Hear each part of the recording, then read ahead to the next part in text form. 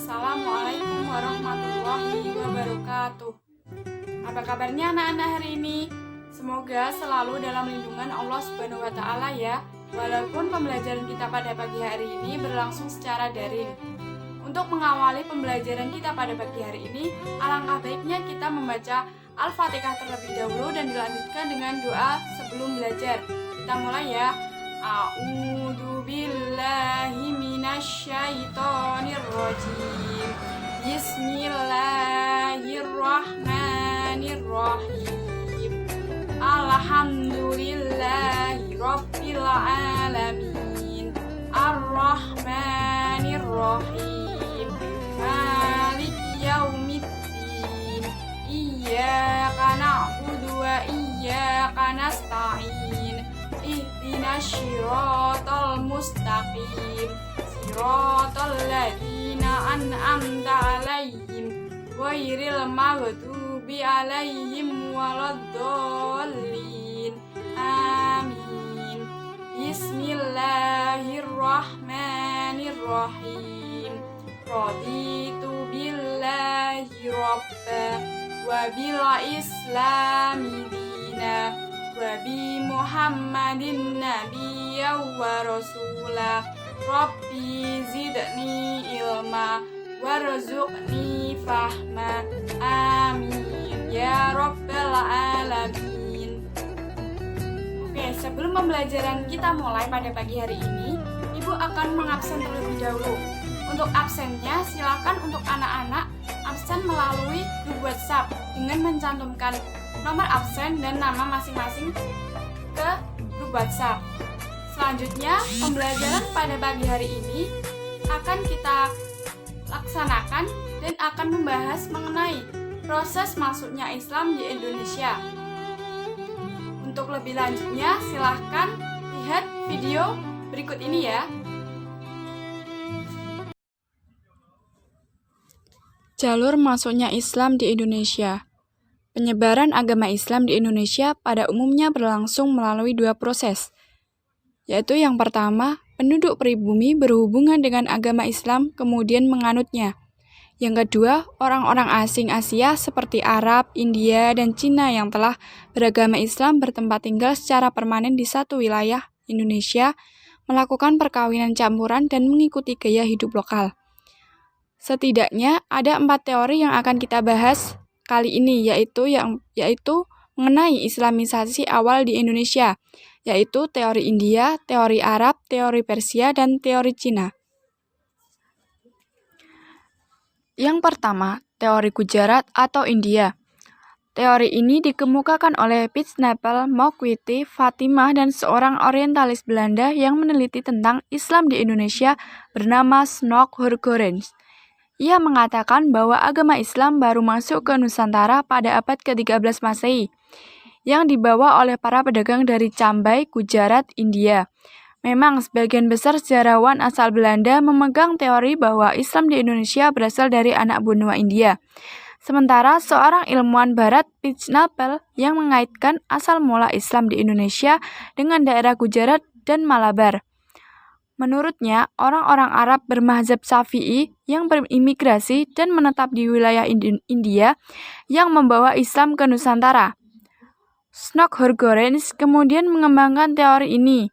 Dia berpendapat bahwa ketika Islam tiba di beberapa kota pelabuhan anak benua India, banyak di antara penduduknya yang beragama Islam dan tinggal di sana sebagai pedagang perantara dalam perdagangan Timur Tengah dengan Indonesia.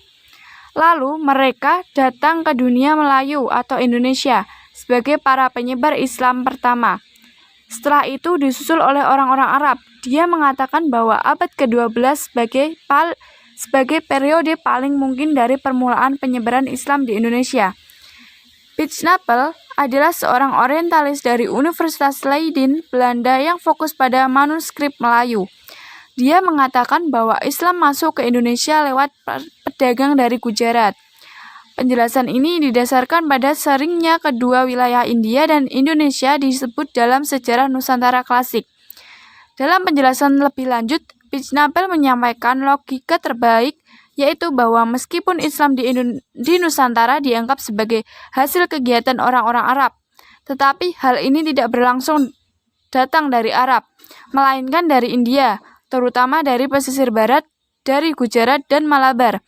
Jika logika ini dibalik, maka dapat dinyatakan bahwa meskipun Islam di Nusantara berasal dari India, sesungguhnya ia dibawa oleh orang-orang Arab juga. Sedangkan menurut McQuitty, ada hubungan antara Gujarat dan Indonesia dengan alasan bahwa batu nisan makam Raja Malik Al-Saleh yang merupakan Raja Kerajaan Samudapasai Aceh bertuliskan angka tahun 686 Hijriah atau 1297 Masehi dengan menggunakan nisan yang berasal dari Gujarat, India. Selain itu, batu nisan yang terdapat di makam Maulana Malik Ibrahim di Gresik, Jawa Timur juga menunjukkan hal yang sama. Kedua batu nisan tersebut memiliki persamaan bentuk dengan batu nisan yang terdapat di Cambay, Gujarat, India. 2. Teori Arab. Teori ini dikemukakan oleh Sir Thomas Arnold.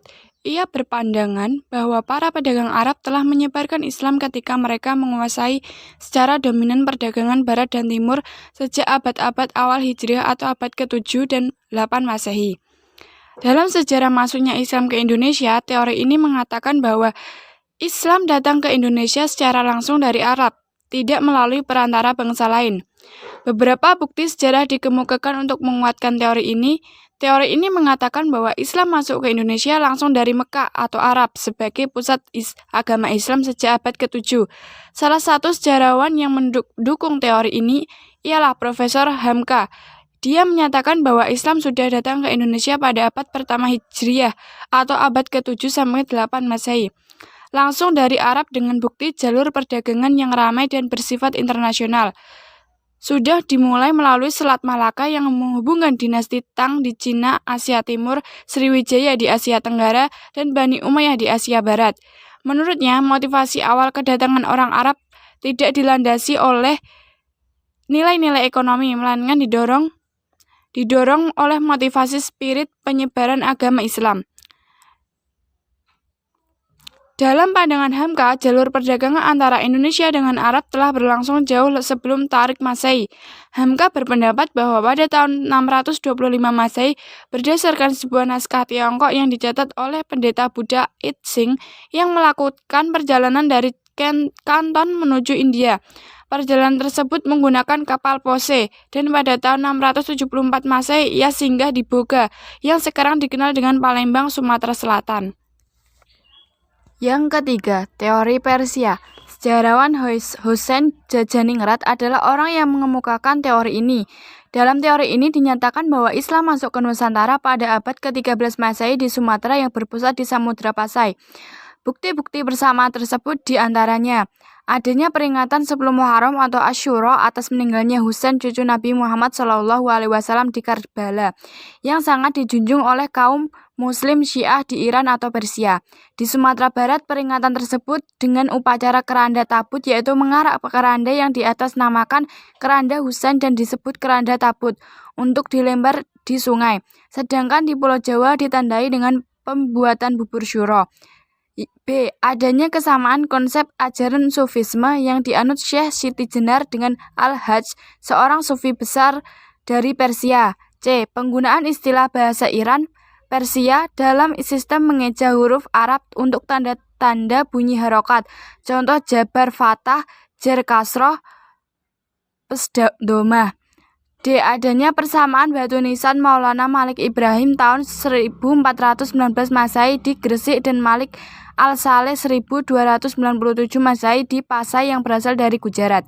Berdasarkan hal tersebut, Husain Jajaningrat berpendapat bahwa Gujarat merupakan daerah yang mendapat pengaruh dari Persia yang menganut faham Syiah dan dibawa ke Indonesia. 4. Teori Cina. Teori ini menyatakan bahwa Islam datang ke Indonesia, Jawa, dan Sumatera berasal dari para perantau Cina. Menurut teori ini, orang Cina telah berhubungan dengan masyarakat Indonesia jauh sebelum Islam dikenal di Indonesia. Pada masa Hindu-Buddha, etnis Cina atau Tiongkok telah berbaur dengan penduduk Indonesia terutama melalui kontak dagang. Bahkan ajaran Islam telah sampai di Cina pada abad ke-7 Masehi, masa di mana agama ini baru berkembang. Sumanto Al-Qurtubi dalam bukunya Arus Cina Islam Jawa menyatakan, menurut kronik atau sumber luar negeri, pada masa dinasti Tang 618-960 di daerah Kanton, Zhangzhou, Xuanzhou, dan pesisir Cina bagian selatan telah terdapat jumlah pemukiman Islam. Teori ini didasarkan pada sumber luar negeri atau kronik maupun lokal atau babat dan hikayat. Bahkan menurut sejumlah sumber lokal tersebut ditulis bahwa Raja Islam pertama di Jawa yakni Raden Fatah di Bintoro Demak merupakan keturunan Cina. Ibunya disebutkan berasal dari Champa, Cina bagian selatan, sekarang termasuk Vietnam. Pada dasarnya, semua teori memiliki kelebihan dan kelemahan. Tidak ada kebenaran yang mutlak dari landasan teori-teori tersebut. Namun, hal yang sangat penting bahwa Islam tersebar di negara Indonesia tidak dengan jalan kekerasan, melainkan dakwah dengan hikmah, nasihat yang baik. Oke, itu tadi pembelajaran yang Ibu sampaikan. Untuk selanjutnya, jika ada anak-anak ada pertanyaan, silahkan tanyakan melalui grup WhatsApp. Untuk tugasnya, Ibu akan menge-share nanti melalui grup WhatsApp juga dan dikumpulkan pada jam pembelajaran selanjutnya atau minggu depan. Cukup sekian pembelajaran yang dapat Ibu sampaikan. Kurang lebihnya mohon maaf, dan selanjutnya kita tutup pembelajaran pada pagi hari ini dengan membaca doa sesudah belajar. A'udzubillahi minasyaitonirrajim. Bismillahirrahmanirrahim. Wal asri innal insana lafi khusrin illalladzina amanu wa amilus solihati wa tawasau bil haqqi wa tawasau bis sabr. Alhamdulillahi Rabbil Alamin. Terima kasih. Wassalamualaikum warahmatullahi wabarakatuh.